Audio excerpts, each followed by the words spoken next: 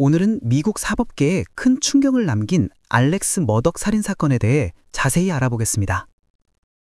이 사건은 단순한 살인사건을 넘어 권력, 특권, 그리고 현대 사법 시스템의 여러 측면을 조명하는 중요한 사례로 기록되고 있습니다. 알렉스 머독은 사우스캐롤라이나에서 수세대 동안 법조계를 지배해온 유명한 머독 가문 출신의 변호사였습니다.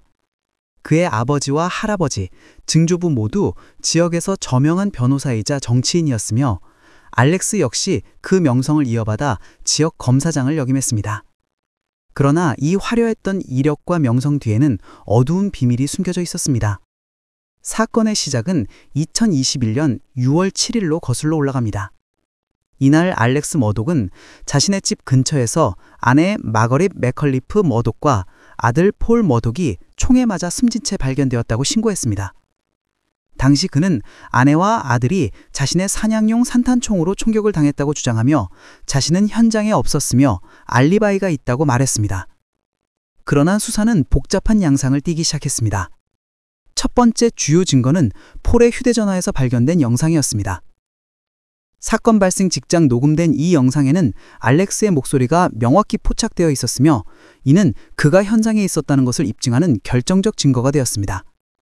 특히 영상에서 들린 알렉스의 목소리는 그가 주장한 알리바이와 완전히 배치되었습니다. 수사진은 알렉스의 초기 진술과 실제 동선 사이에 여러 불일치점을 발견했습니다. 그는 사건 발생 당시 혼란스러운 상태에 있었고 약물 복용으로 판단력이 흐려졌다고 주장했지만 이러한 설명은 배심원단의 신뢰를 얻지 못했습니다. 오히려 이러한 변명은 그가 범행을 은폐하려는 시도로 비춰졌습니다. 그렇다면 알렉스 머독이 자신의 아내와 아들을 살해할 동기는 무엇이었을까요? 수사 과정에서 드러난 복합적인 동기들은 이 사건의 본질을 이해하는 데 중요한 열쇠를 제공했습니다.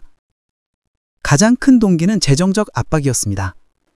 2019년 알렉스가 타고 있던 보트에서 사고가 발생했고 이 사고로 인한 법적 분쟁과 막대한 보험료 문제가 그를 괴롭히고 있었습니다.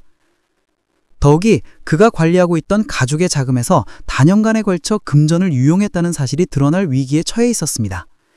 이 모든 재정적 압박이 가중될수록 그는 점점 더 깊은 수렁에 빠져들고 있었습니다. 또 다른 중요한 요소는 그의 약물 중독 문제였습니다. 알렉스는 장기간 오피오이드와 다른 강력한 약물을 남용해왔으며 이는 그의 판단력과 인격에 심각한 영향을 미치고 있었습니다. 약물 문제는 그의 직업적, 개인적 삶 전반에 부정적인 영향을 미치고 있었습니다. 하지만 이 사건은 여기서 끝나지 않았습니다. 수사가 진행되면서 과거 다른 의심스러운 사건들과의 연관성이 조명되기 시작했습니다.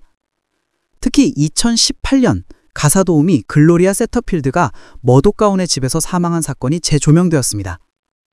그녀의 사망은 계단에서 추락한 사고처럼 보였으나 그녀의 유가족은 보험금이 제대로 지급되지 않았다고 주장하며 의문을 제기했습니다.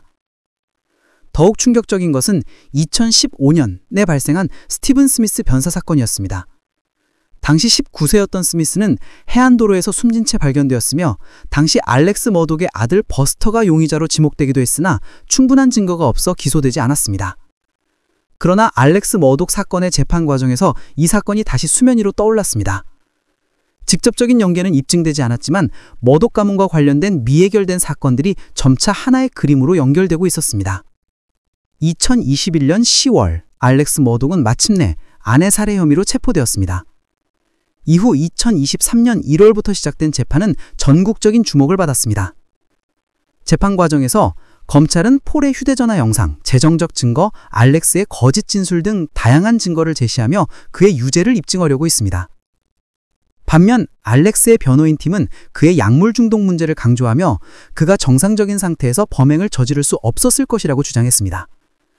또한 피고인 가문의 권력과 영향력을 바탕으로 사건을 막으려 했다는 비판도 제기되었습니다.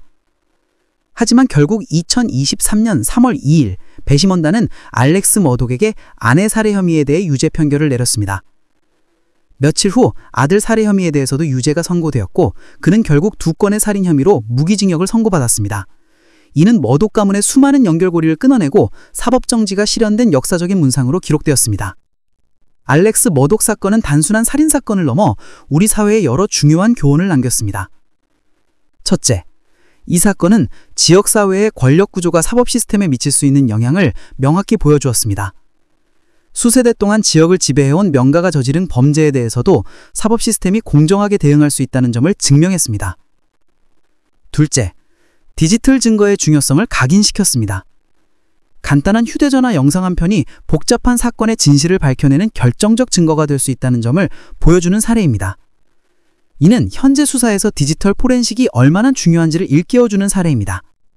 셋째, 약물 중독과 정신건강 문제가 개인과 가족 전체에 미칠 수 있는 파괴적인 영향을 시사했습니다.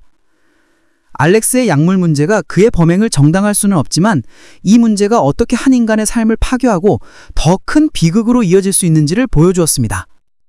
마지막으로 이 사건은 한 명의 변호사가 왜 법을 위반했는지에 대한 깊은 철학적인 질문을 던졌습니다.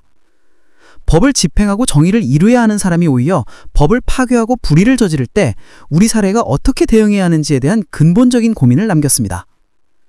현재 알렉스 머독은 교도소에서 복역 중이며 그의 가문은 수많은 민사소송에 시달리며 명세와 재산에 치명적인 타격을 입었습니다. 피해자 가족들은 여전히 큰 슬픔 속에서 살고 있으며 이 사건으로 인해 영구적인 상처를 입은 사람들은 많습니다. 알렉스 머독 사건은 앞으로도 오랫동안 법학생들이 연구하고 사회가 논의할 중요한 사례로 남을 것입니다. 이 사건이 남긴 교훈들을 통해 우리는 더 공정하고 정의로운 사회를 만들기 위해 노력해야 할 것입니다.